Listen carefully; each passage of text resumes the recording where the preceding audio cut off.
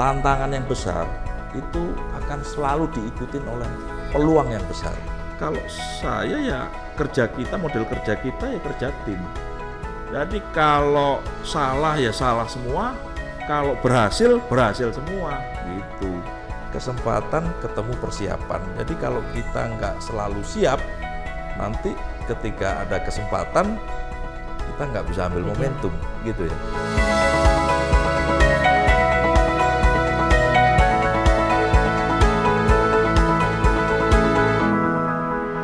Bina Pertiwi, we are great. Ya, assalamualaikum warahmatullahi wabarakatuh. Selamat siang, Bapak, Ibu, dan rekan-rekan semua yang ada di head office maupun yang ada di cabang. Apa kabar ini semuanya, teman-teman? Kabar baik semuanya? Baik, alhamdulillah. Selamat datang teman-teman dan Bapak Ibu semuanya ya. Selamat bergabung kembali di acara Bekal Belajar dari Pakar Langsung. Saya Agus Mustafa kali ini bersama kalau dipanggil si Uning, walaupun sebenarnya dia nggak mau dipanggil Uning, maunya dipanggil Christina. Ya kan? Boleh ya, dua-duanya bisa Pak. Nah, hari ini kami berdua akan menjadi host acara Bekal hari ini, mudah-mudahan kita bisa berjalan dengan lancar. Seperti itu nih. Iya, baik. Iya, terima kasih ya Pak Agus ya. Hari ini kita bertugas untuk mengulik ya Pak ya, mengupas tuntas tamu istimewa kita. Ya, Hari ini kita akan mengenal lebih dekat Bapak Elok Bakti Darmawan. Betul. Ya, Oke, selamat siang Pak Elok. Siang Pak Agus. Ya, selamat siang. Oke, saya hello dulu boleh Pak ke kamera Pak, ke teman-teman yang ada di Zoom. Iya. Halo teman-teman semuanya. Nah, jadi hari ini kita kedatangan Pak Elok ya Pak Agus ya. Betul. Jadi hari ini temanya adalah mengenal lebih dekat Pak Elok. Jadi sekarang Pak Elok menjabat sebagai Director dari Sales Operation ya teman-teman ya. Jadi sudah kurang lebih dari bulan April bersama dengan kita ya. Jadi kurang lebih sudah 2 bulanan gitu ya. Nah, kalau cerita dari pengalaman karirnya Pak Elok, di awal masuk itu beliau duduk sebagai mekanik ya Pak ya di United Tractors, itu di tahun 96 teman-teman. Boleh sedikit diketahui juga bahwa basic beliau itu backgroundnya adalah D3 Shipbuilding ya Pak ya, Politeknik Perkapalan ITS Surabaya. Nah kemudian masuk ke UT sebagai mekanik, kemudian ada kesempatan untuk menduduki jabatan lain yaitu sebagai sales, seperti itu ya Pak ya? Ya. Jadi sebagai awalnya service product salesman, ya, betul. Kemudian berlanjut lagi sempat menjadi part sales and support. Nah ini kayaknya nanti seru nih Pak digali ya. Kok bisa dari mekanik terus pindah ke sales? Itu ceritanya kayaknya seru Pak. Kok mau gitu ya dan kok bisa gitu. Nah itu kayaknya seru kita gali nanti ya Pak ya. Nah kemudian sempat menjabat juga di tahun 2004 sebagai parts department head. Nah di sini udah jadi PDH teman-teman di UT. Itu di Pontianak, kemudian setelah dari Pontianak pindah ke Medan ya di tahun 2006, kemudian naik menjadi BOH di UT itu di Bandar Lampung tahun 2009, kemudian berkarir terus sebagai BOH pindah ke Padang, kemudian pindah ke Palembang, kemudian sempat ke Jakarta juga. Nah kemudian di tahun 2020 beliau menjabat sebagai Busdev UD Trucks di United Tractors. Dan sekarang gitu kan ya di tahun 2023 bersama dengan kita di PT Bina Pertiwi sebagai Director Sales Operation. Apakah waktu itu udah kepikiran bahwa saya nanti akan bercita-cita akan jadi direktur atau kan seperti apa? Jadi begini, saya kan besar di Surabaya ya, tadi disampaikan juga lulusan Politeknik D3 ITS. Kebetulan saat mau masuk UT itu kita mau diterima juga Pak, itu di galangan kapal di Surabaya. Ketika proses ujung terakhir sudah disampaikan keseluruhan, termasuk juga salary, berdua saya sama teman yang sekarang di Patria, itu sebetulnya harus memutuskan hari itu. Kalau itu kita putuskan, kita nggak jadi masuk ke UT. Karena UT itu di ujung itu tinggal wawancara user gitu ya. Nah dalam ruangan minta waktu keluar kita kan break berdiskusi gitu berdua agak panjang. Berdiskusi itu karena sebetulnya yang galangan kapal ini sesuai dengan pendidikan gitu ya. Tempatnya di Surabaya, terus dekat, terus posisi jadi foreman gitu Pak. Pokoknya pekerjaannya clear, ya gajiannya clear juga gitu ya. Nah yang satu ini enggak, kita masih belum tahu sebetulnya. Cuman yang tahu ini kalau enggak di Kalimantan, Jayapura waktu itu diskusi berdua nih. Akhirnya ngobrol-ngobrol, aku nawarkan ke temen ini, Pak merantau aja kayaknya. Ini kan enak gini. Udah merantau aja. Akhirnya dia ikut gitu. Kan ngelamarnya itu waktu itu 4 konsultan Pak Agus. Karena ada 4 konsultan, ada mekanik. Gambarnya yang keren ini 4 konsultan, soalnya pakai dasi gitu kan. Nah, rupanya sama Pak Bambang Hendro waktu itu, wah kamu kayaknya ini cocoknya mekanik. Mau mekanik? Oh mau Pak, bilang gitu. Tapi ini bukan di Kalimantan, di Jayapura. Oke Pak, mau Pak gitu. Nggak usah pikir panjang gitu. Jadi masuklah, ya kan, sampai kemudian diterima, gitu ya. Diterima, temen ini jalur 4 konsultan. Kalau dikasih judul itu boleh, judulnya itu pilih berjuang, berpetualang, atau hidup nyaman yang di dekat kota Surabaya. Jadi itu keputusan yang penting waktu itu ya. Akhirnya kita berangkatlah, ditugaskan di Balikpapan, kemudian dikirim juga ke salah satu job set ya di Kalsel yang masih di bawah Balikpapan gitu. Berangkat dari niat merantau, ketemu sama lingkungan yang ya waktu itu kita melihat kok kekeluargaannya ini boleh lah ya. Jadi kalau menurut saya itu tekad yang merantau, ketemu situasi yang kekeluargaan, ini yang membuat kita itu waktu itu jadi kuat gitu. Karena kalau tekad merantau itu kan sudah pasti kita bertanggung jawab. Merantau itu kalau semakin jauh, semakin lama nggak pulang, nah itulah kategori sukses waktu itu Pak. Kategori sukses. Balik lagi ada atasan juga yang mungkin cukup baik sama saya ya, ditawarin gitu. Mau nggak di ini? Oh waktu itu saya ingat saya ditawarin Balikpapan atau Adaro gitu. Kalau Adaro balik lagi jadi mekanik gitu. Ke Balikpapan sudah cukup, cuman ada kebutuhan untuk sebagai PPC gitu ya. Saya akhirnya pilih Balikpapan. Nah di Balikpapan itu sempat kita bertugas di ini ya, di PPC ngurusin transaksi gitu kan. Nah nggak lama kemudian baru muncul lowongan itu Pak Agus, lowongan sebagai service product salesman. Jadi waktu itu memang setelah Krismon ya, 98, 99 ada pembukaan lowongan itu, ditawarin, ya berani aja karena tadi kan tekadnya kan merantau gitu, ada peluang ya maju kan gitu. Rupanya nggak banyak yang daftar. Oh rupanya nggak daftar. Nggak banyak. Ini maksudnya IJP berarti ya kalau iya mirip-mirip itu, mirip-mirip itu, tidak banyak karena memang sistemnya kan berubah dari penggajiannya kan pasti turun gitu. Dan mungkin yang dipikir banyak orang juga saat itu krisis, Pak. Jadi ada ketidakpastian lah, kurasa yang bikin itu. Nah masuklah jadi SPS gitu. Ya memang di awal-awal agak lama itu jualan. Ya cuman kan perlu kesabaran, gigihan gitu ya. Nah itu kemudian berlanjut baru-barunya KRA. Jadi 3 tahun mekanik, jadi SPS itu kira-kira 4 tahun. 4 tahun kemudian SPS itu melebur ke spare part ya. Kemudian saya jadi PSS, itu 1 tahun. Selanjutnya itu ada kesempatan ya ditawarin juga ke PDH ya. Ke PDH itu berarti tahun ke-8. Ya mungkin samalah teman-teman lah. Sudah tahun ke-8. Cuman saat itu juga ada berbalik juga situasi ketika rame-ramenya mining. Jadi berbalik. Yang tadi krisis ketika sepi kita jadi salesman, sudah banyak panen. Nah, kita ditawarin. Waktu itu sih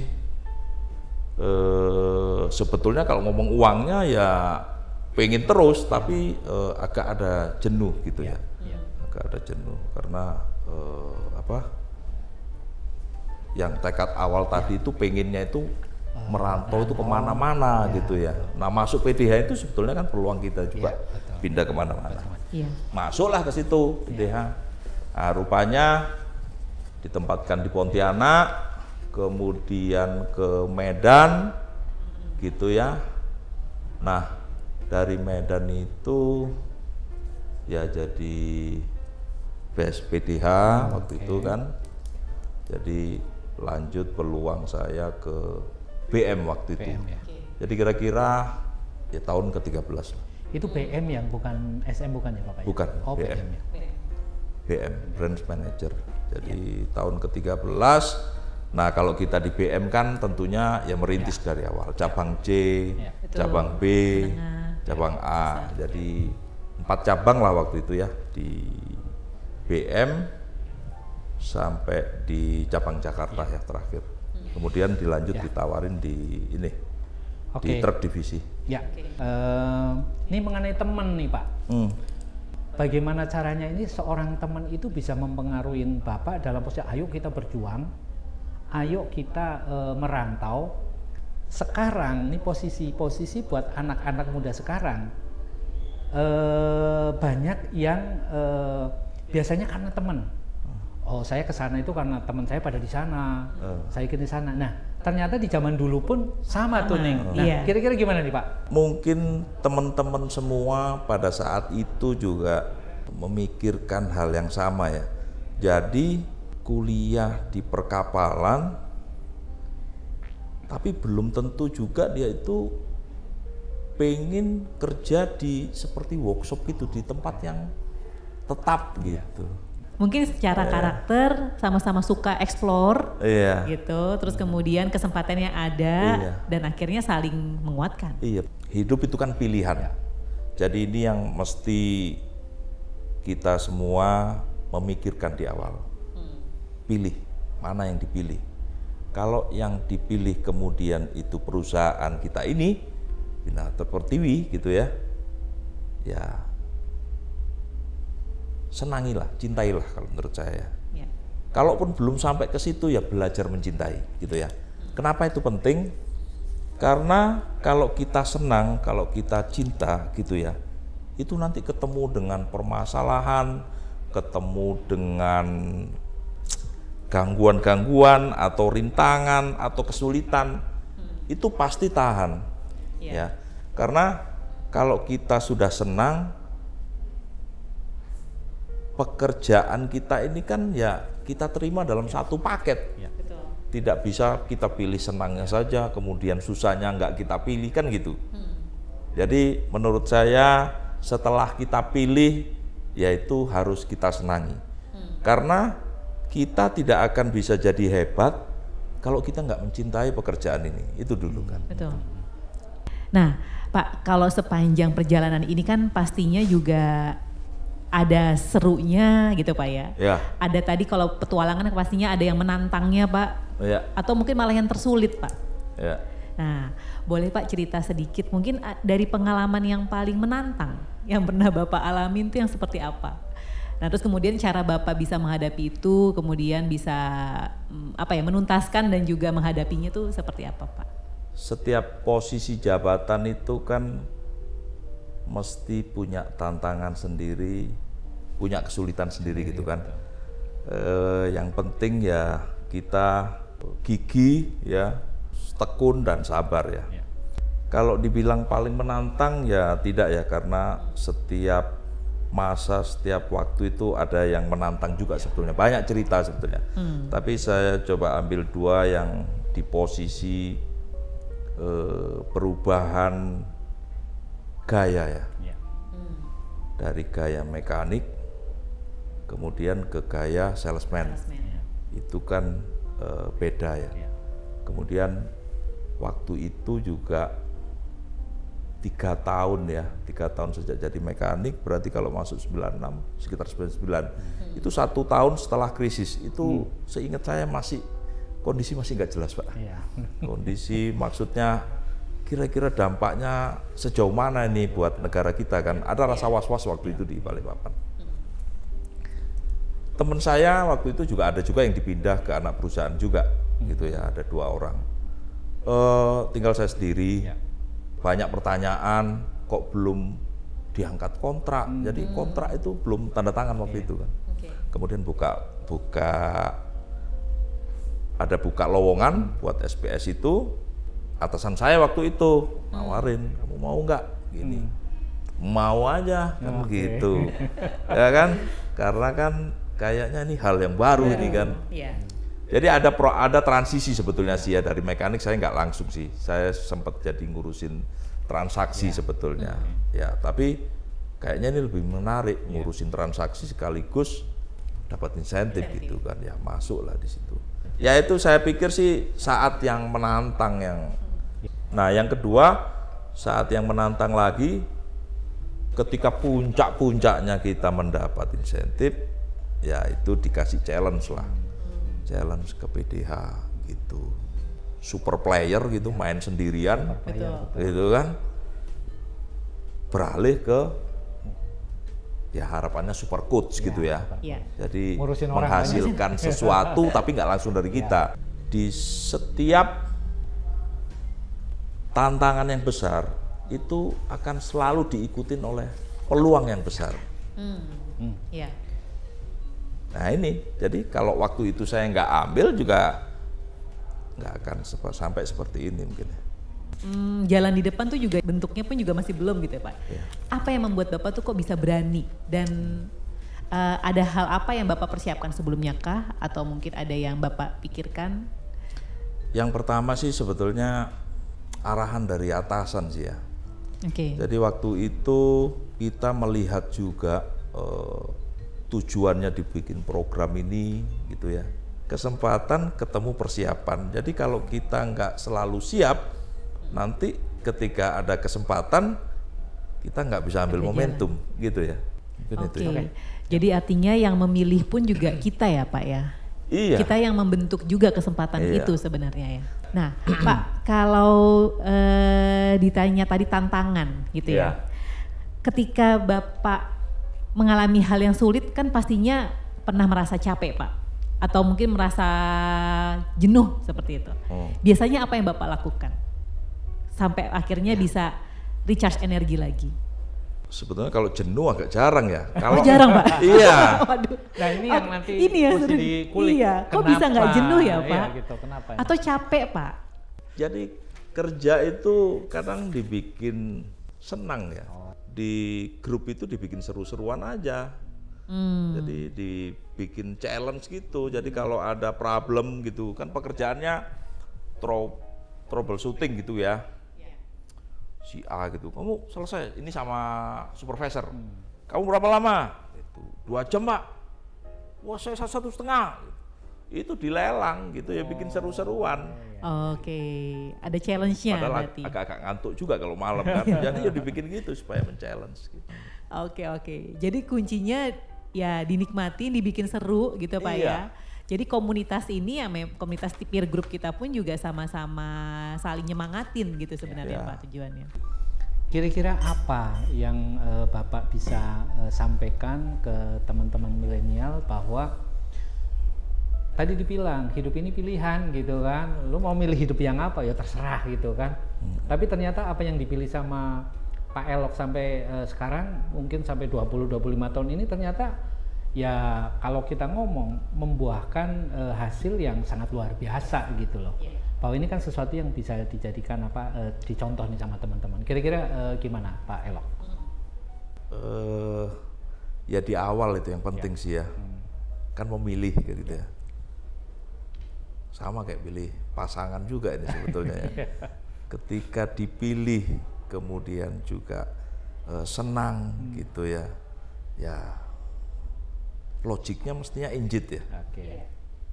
Ketika sudah engage gitu ya jangan setengah-setengah gitu ya. Jangan setengah-setengah. Karena kalau nggak setengah-setengah nanti nggak tampil di kelompok besar tadi kan gitu. Tapi yang nggak masuk di kelompok besar tadi juga nggak perlu berkecil hati ya, karena sebetulnya saya juga nggak lancar-lancar juga, pernah gagal juga gitu ya, pernah nggak masuk dalam kelompok besar juga, ya kan? Nah kalau kita nggak masuk ke dalam kelompok besar gitu, mesti ngapain? Yang nggak usah iri kan sama yang kelompok besar. Jadi ya justru kita harus belajar sama dia gitu ya. Nggak bisa secara langsung belajar itu yang sering saya diajarin. Kamu lihat aja prosesnya bagaimana gitu. Lihat lingkungannya, lihat teman-temannya, lihat siapa yang support dia, cari tahu semua gitu. Oke, Pak Elok. Bagaimana nih teman-teman semua nih, teman-teman milenial ya, juga teman-teman semuanya. Silahkan kalau teman-teman ada yang mau menanyakan langsung ke Pak Elok ya. Ya, ini ayo, ada monggo. nih Pak. Ada dari Mas Yosi. Mas Ini Yosi. raise hand nih Pak, Oke, Mas Yosi. yuk silakan Mas Yosi. Oke, Mas Yosi, halo. Hai, Oke, Ya, hai, Mas Agus. Yosi. Ya. Ya, Monggo Yos. silakan Mas. Pak Elok, salam kenal. Saya Yosi dari Corporate Legal. Ketika Bapak berkarir di UT, Bapak melihat Bina Pertiwi itu bagaimana sih Pak? Itu yang pertama. Yang kedua, menurut pandangan Bapak terkait dengan bisnis sustainability-nya Bina Pertiwi itu bagaimana ke depannya? Mungkin dalam waktu 5 tahun atau 10 tahun ke depan. Itu yang kedua Pak. Yang ketiga, setelah Bapak mungkin mengobservasi Bina Pertiwi untuk kurang lebih waktu 3 bulan ini, dalam pandangan Bapak pribadi, apa sih strength and weakness-nya perusahaan ini? Dilihat dari kekuatan bisnisnya seperti apa, kemudian titik lemahnya di mana, mungkin jadi koreksi untuk kita semua ke depannya terkait dengan apa yang seharusnya kita lakukan. Itu aja sih Pak dari saya. Terima kasih Pak Agus, Mbak Aning. Oke, thank you Mas Yosi. Jujur ketika diberikan tawaran atau challenge atau kesempatan untuk ke BB, itu yang saya lihat cuman atasan aja. Saya nggak tahu secara persis itu Pak. Jadi dari dulu memang hampir nggak pernah saya nolak apa ya tugas. Nggak pernah Pak. Mau disuruh mana ya mungkin ya karena biasa tinggal di lingkungan asrama, orang tua ini juga tentara gitu ya. Terus kita juga percaya dan apa ya, bagian dari keluarga gitu. Ketika diminta tugas gini ya sudah jalan gitu. Itu mungkin menjawab yang pertama tadi. Ya saya kan masuk April ya, ketika dalam 2 bulan ini saya juga mempelajarin apa yang dicanangkan oleh Pak Mahmudi gitu ya. Aftermarket dulu. Saya pikir sih di aftermarket ini belum ada kompetitor yang bisa didudukkan jadi lawan kita gitu ya. Yang ada itu kompetitor itu satu macam aja, nggak sebanyak produk kita gitu ya. Sedangkan di unit kemarin di Sidrap itu market leader ya, dengan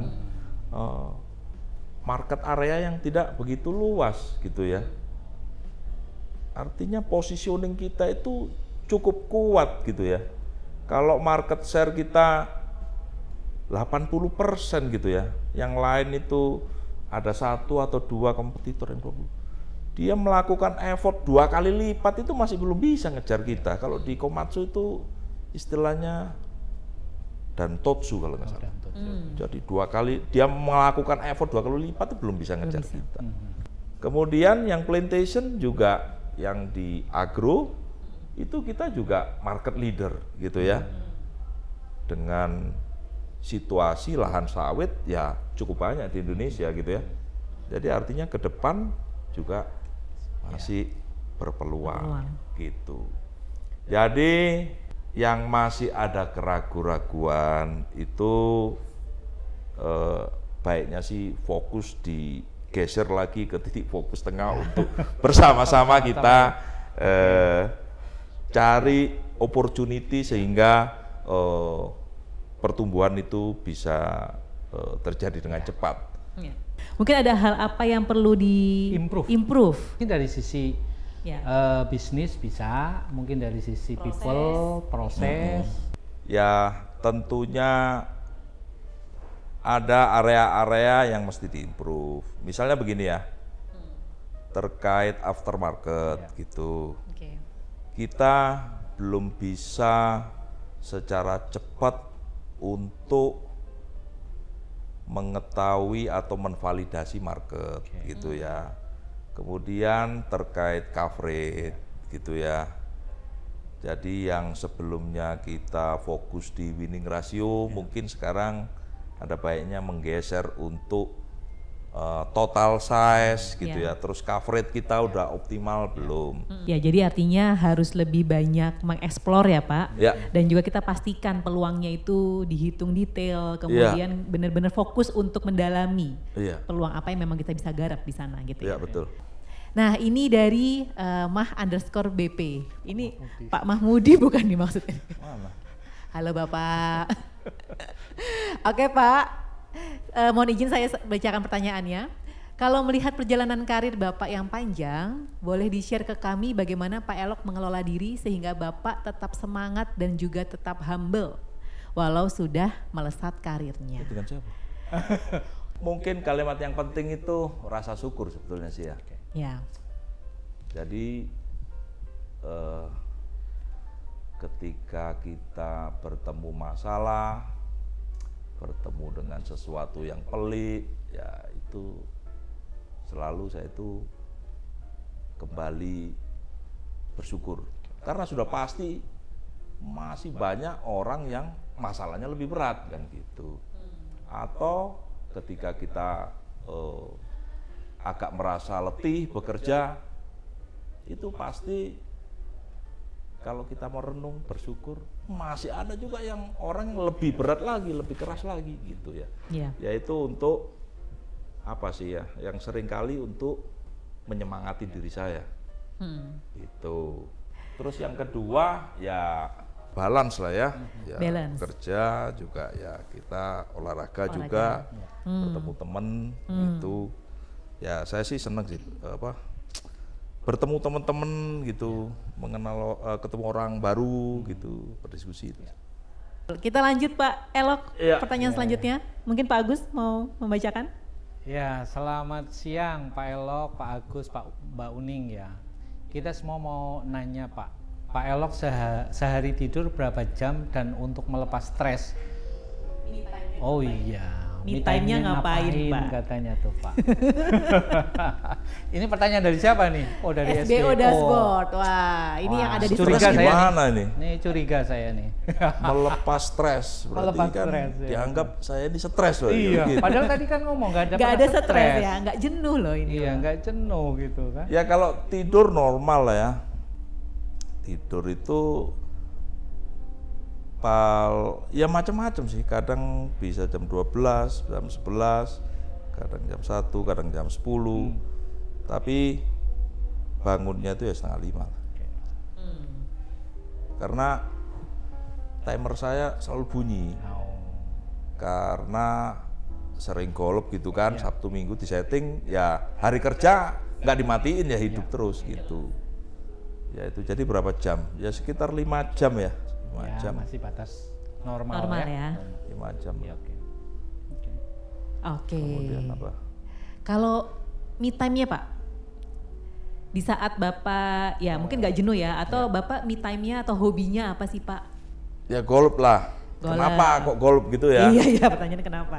Balik lagi, golf itu kan menantang diri sendiri gitu. Jadi main golf itu sebetulnya nggak melawan orang lain. Golf itu melawan diri sendiri. Bagaimana kita bisa menjaga skor untuk konsisten, gitu. Nggak mudah juga. Bagaimana kita manajemen lapangan, gitu. Kalau nafsu mau kenceng, rupanya sampai. Jadi ada manajemennya juga, gitu. Ada integritas juga ada situ, kejujuran gitu. Jadi kalau dibilang orang mau melihat karakter di lapangan itu ya memang betul sih sebetulnya. Ada yang, tapi banyak juga teman-teman yang kalau untuk apa ya, baik untuk kerja itu sebetulnya untuk mengelola kesabaran juga. Jadi kena ron 2, terus jamnya jam siang panas gitu. Kita bagaimana tetap sabar, nggak emosi, skor juga bisa termaintain kan gitu. Ada yang raise hand nih, oke Mas Jackson. Nah, gitu udah kelihatan, Mas Jackson Tommy. Woi, Jackson di mana posisi? Jackson di mana Mas posisi Mas? Sitrap ini kan. Masih di Makassar, Makassar ya. Yo, monggo. Oke, monggo. Siap, Mas Jackson silahkan. Ya, selamat siang Mbak Eling, Pak Agus, Pak Elok. Mau bertanya Pak, biasanya kan kesuksesan sebuah organisasi adalah ketika semua karyawan bisa mencapai tujuan perusahaan tersebut. Nah, menurut Pak Elok, izin Pak, apa sih arti sebuah tim buat Pak Elok itu? Dan bagaimana Pak Elok membuat tim yang hebat sehingga bisa Pak Elok membawa tim ke tujuan perusahaan, Pak? Seperti itu. Sebetulnya kan ada posisi kita spesialis, generalis gitu ya. Kalau dibilang spesialis, ngomong super player, itu sebetulnya juga nggak murni super player gitu. Cuman dia posisi di depan gitu ya. Jadi kayak Jackson ya, posisi BC. Mungkin tadi saya bilang super player karena satu orang menghasilkan revenue sekian gitu atau sales sekian ya. Tapi sebetulnya juga nggak kerja sendirian kan. Jadi mau di UT mau di BP ya super tim itu yang utama, nggak mungkin juga. Saya itu juga pengen teman-teman semua di BC gitu ya, di manapun posisi itu untuk justru pengen saya itu meyakinkan ke teman-teman kalau saya ini bagian dari tim gitu ya, bukan bagian posisi yang teman-teman itu harus menghasilkan sesuatu untuk diberikan ke saya, kan bukan seperti itu. Oke. Jadi ya kalau saya ya kerja kita, model kerja kita ya kerja tim. Jadi kalau salah ya salah semua, kalau berhasil semua gitu. Oke. Bagaimana Mas Jackson? Cukup kah? Cukup sekali. Terima kasih banyak saya pagi. Oke, baik. Thank you Mas Jackson. Iya. Salam kenal Pak Elok. Iya, siap. Sebetulnya tadi pertanyaan saya sih Pak hampir sama dengan Pak Mahmudi Pak. dari historikalnya Pak Elok yang sungguh sangat luar biasa Pak ya. Dan di saat itu Yuti mengalami beberapa kali goncangan. Bagaimana Pak Elok itu masih tetap bertahan dan termotivasi untuk tetap mengejar karir di United Tractor sampai akhirnya sekarang di Bina Pertiwi di posisi yang saat ini, begitu sih Pak. Mungkin pertanyaan seperti itu Pak Elok. Ini ada sebetulnya yang belum saya ceritain juga gitu ya. Nah, ini gongnya nih kayaknya. Gongnya ini. Jadi mungkin teman-teman juga ya sama dengan yang saya pernah alami ya. Ditawar 3 kali lipat gitu ya. Perusahaan internasional gitu ya. Belum mengiyakan saya. Kenapa? Kalau dibilang ingin, waktu itu ingin memang karena menggiurkan gitu. Tapi tetap saya sangat menghormati atasan gitu ya. Karena ya itu tadi niat merantau, ketemu kekeluargaan yang cukup baik itu, jadi arahan itu penting waktu itu. Tanyalah saya ke atasan. Saya ditawar ini, terus seperti ini gitu ya. Ya atasan waktu itu saya nggak bisa mencegah kamu sih sebetulnya ya. Cuman saya ingin cerita, banyaklah dia cerita. Banyak sekali hal yang belum kita ketahuin waktu itu. Memang sih kalau melihat dari sekilas sih ya oke, keren lah ya. 3 kali lipat, kasih mobil, gitu. Bosnya bule, gitu kan. Ya tapi pada akhirnya ya, nggak bisa saya ceritain semua, itu membuat saya nggak jadi ambil. Ya, dan saya tidak menyesal. Dan saya mensyukurin arahan-arahan atasan saya. Itu di satu tempat. Kejadian lagi di tempat yang tadi Balikpapan, kejadian lagi di Medan. Sama juga, kita nggak enak, nggak minta izin sama atasan. Jangan, jelasin gini. Ya, kalau dibilang waktu itu memang sih saya bukan dalam posisi prosentase 100% memang mau itu enggak. Jadi istilahnya kita ini dilamar, ditawar dengan kondisi-kondisi gini. Ya balik lagi, atasan waktu itu kasih arahan yang saya pikir sekarang juga ya itu keputusan, pilihan lagi, balik lagi pilihan saya yang benar gitu ya. Itu sih, itu contoh ya. Jadi kalau menjawab nggak tadi ya? Menjawab. Melengkapi yang sebelumnya juga ya. Betul. Fokus gitu. Ya Pak ya. Jadi lebih karena fokus untuk apa yang dijalani sekarang.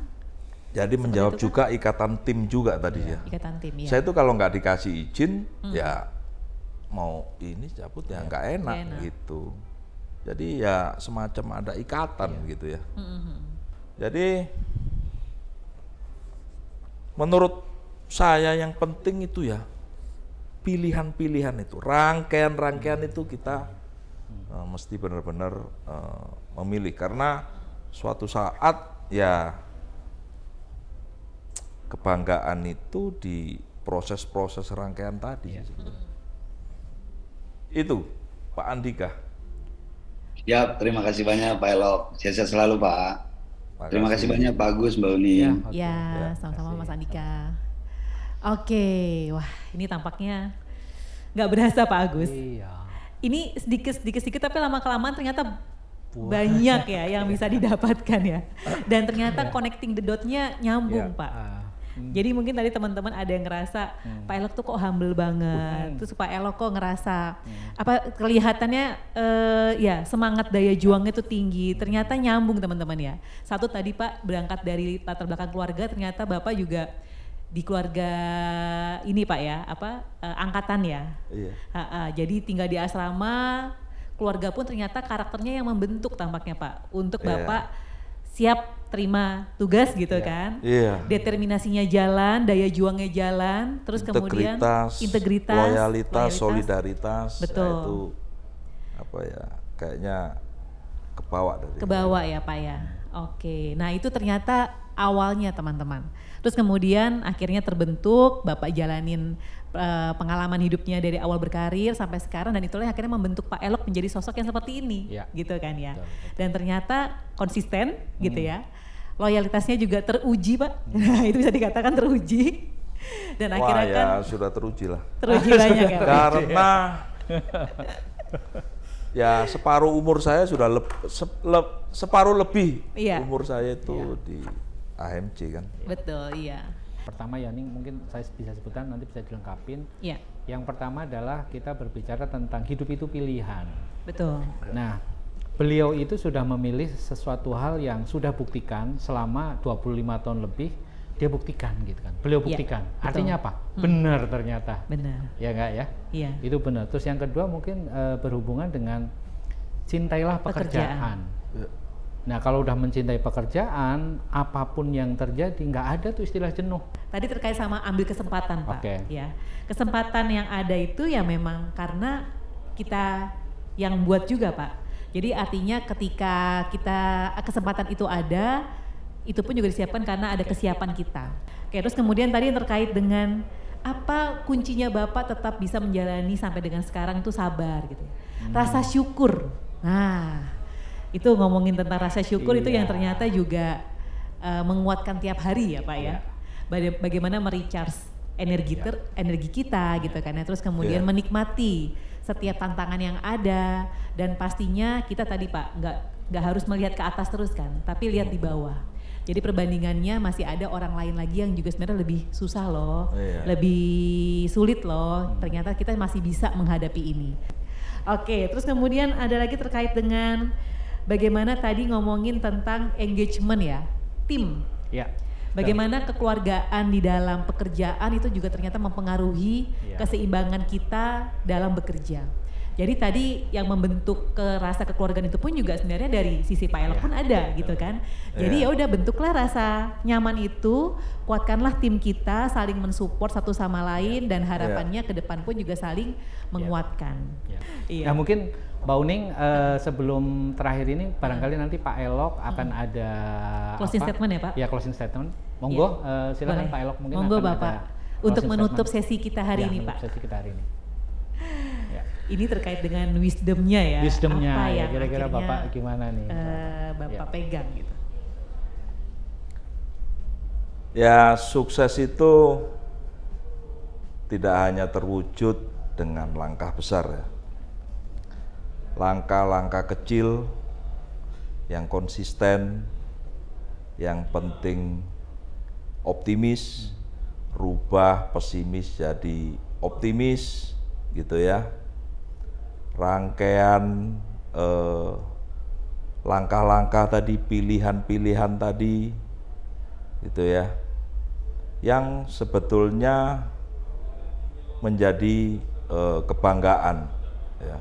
Bukan ujungnya kita di mana, tapi sebetulnya langkah-langkah pilihan-pilihan yang kita buat ya itu suatu saat kita akan melihat sebagai cerita yang kita torehkan sendiri. Jadi marilah pilih dengan benar, kemudian jangan setengah-setengah, kerjakan secara maksimal. Itu aja, makasih. Oke, luar biasa banget. Boleh tepuk tangan dulu dong teman-teman untuk Pak Elok ya. Ya, oke. Luar biasa. Ya. Thank you teman-teman dan Bapak Ibu semuanya atas kontribusinya ya, dan juga semangatnya di siang sampai dengan sore hari ini gitu ya.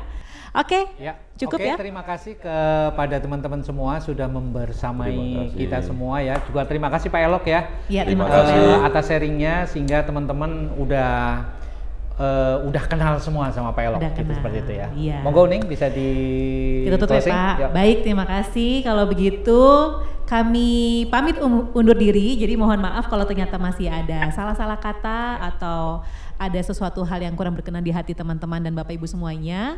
Jadi kami pamit undur diri. Saya Uning.